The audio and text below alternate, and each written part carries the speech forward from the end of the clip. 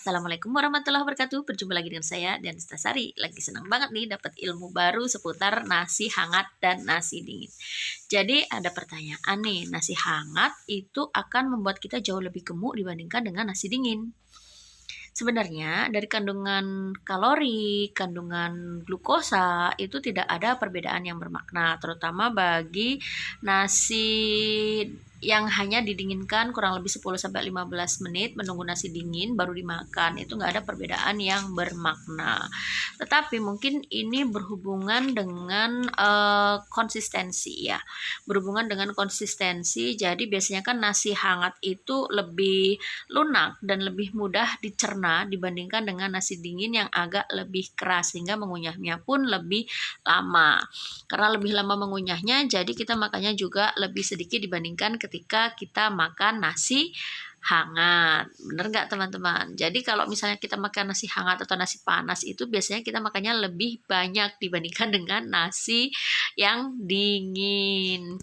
Mungkin berhubungan dengan itu. Kemudian kalau dari segi apakah mudah diserap apakah kandungan seratnya lebih tinggi, itu juga tidak ada perbedaan antara nasi putih hangat dan nasi putih dingin. Kalau kalorinya juga tidak ada perbedaan antara nasi putih hangat dan nasi putih dingin.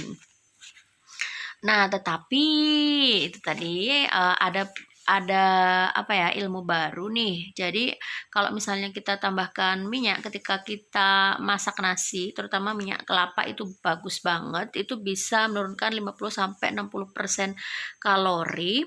Kemudian bisa menurunkan kadar indeks glikemik dari si nasi tersebut.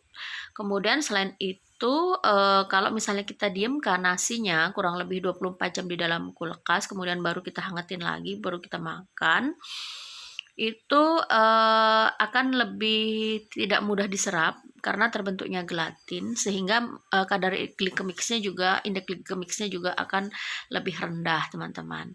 Jadi memang sih ada beberapa penderita diabetes yang disarankan untuk makan didiamkan dulu selama 24 jam di dalam kulkas, baru diangetin dan didiamkan agak dingin baru dimakan.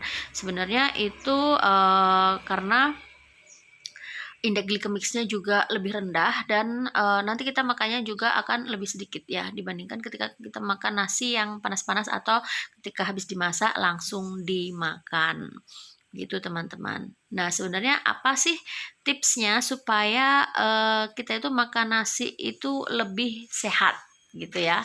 Makan nasi lebih sehat itu tipsnya apa nih? Ini sudah dicatat nih, sudah buat buku catatan. Jadi biasakan ya teman-teman, kalau misalnya kita menonton YouTube atau kita menonton apapun itu atau lagi membaca apapun itu, dicatat hal-hal yang bermanfaat untuk kita ya. Jadi kita disarankan yang pertama untuk jenis nasinya teman-teman. Jenis nasinya itu usahakan jangan jenis nasi putih atau beras putih biasa ya, tetapi lebih disarankan untuk yang berwarna seperti beras hitam, beras coklat atau beras merah gitu ya. Lebih disarankan untuk lebih yang berwarna gitu. Kemudian jumlah sekali makan itu maksimal 100 gram atau sekitar 5-6 sendok lah ya. 5-6 sendok makan sekali makan. Itu jangan berlebihan. Intinya berlebihan itu tidak baik. Kemudian diamkan dulu selama kurang lebih 15 menit sehingga nasi itu akan lebih mengeras dan agak susah dikunyah. Jadi nanti mengunyahnya akan lebih lama. Karena mengunyahnya lebih lama, jadi kita makan waktu makannya kan akan lebih lama nih. Jadi kita nanti makannya juga akan lebih sedikit karena mengunyahnya aja lama, mau nambah-nambah juga sudah males gitu ya.